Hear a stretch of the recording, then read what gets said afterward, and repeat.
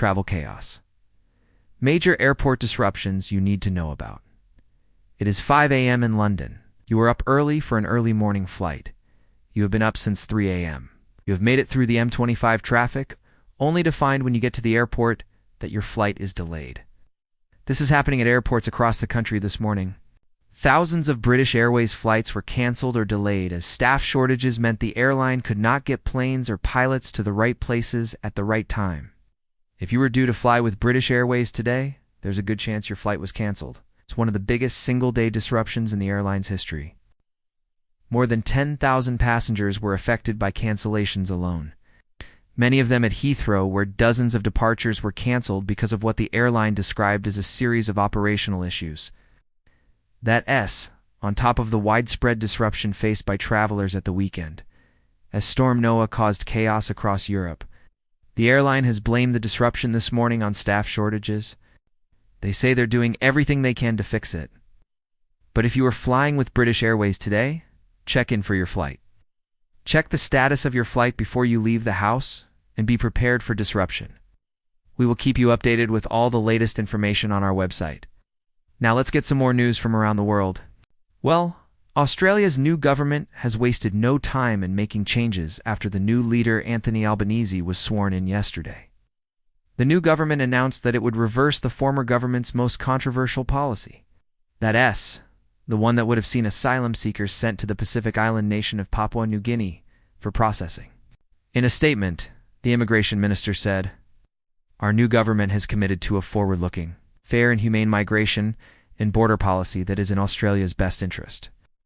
Well, the federal government of Malaysia has declared victory in its battle with the state government of Victoria over a plan to build a mosque in the area. The state government had originally approved the plan, but then changed their mind amid local opposition. Now the federal government has intervened, saying the project should go ahead. And a reminder now of the very big story we brought you yesterday. The Greek island of Rhodes has been ravaged by wildfires. More than 18,000 tourists have had to be evacuated from the popular holiday island. Fire crews are still battling to get the blaze under control. The cause of the fire is still not known, but many people have been blaming arson. Some people have been arrested over the fires, but authorities say they're still trying to establish a definitive cause. Rhodes is just one of many places around the world currently battling wildfires.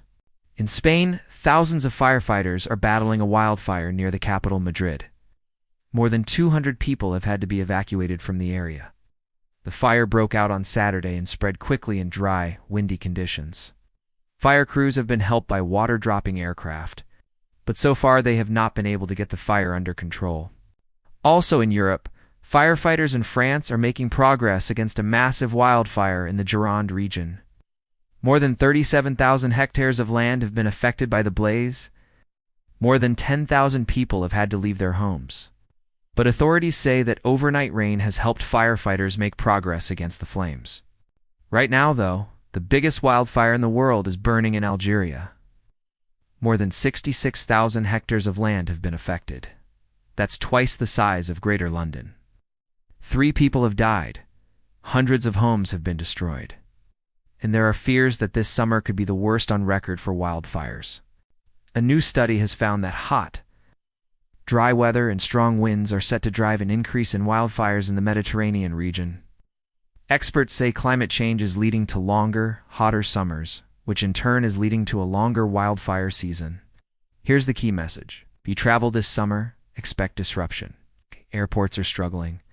Airlines are struggling, and wildfires mean some holiday hotspots could be off limits. You can find more information on all these stories on our website.